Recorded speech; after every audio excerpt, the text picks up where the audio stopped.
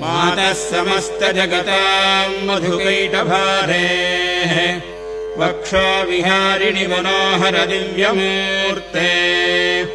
श्रीस्वामिनि श्रितजनप्रियदानशीले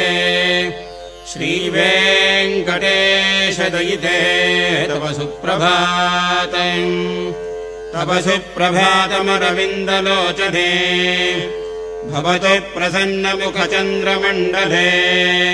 विधिशङ्करेन्द्रवनिताभिरर्चिते वृषशैलनाथ दयिते दयानिधे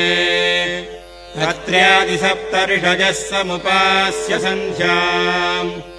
आकाशसिन्धुकमलानि मनोहराणि आदाय पादयुगमर्चयितुम् प्रपन्नाः शेषाद्रिशेखरविभो तव सुप्रभातम् पञ्चाननाब्जभवषण्मुखवासवाद्याः त्रैविक्रमादिचरितम् विबुधास्तुवन्ति भाषापतिः पठति वासरशुद्धिमारा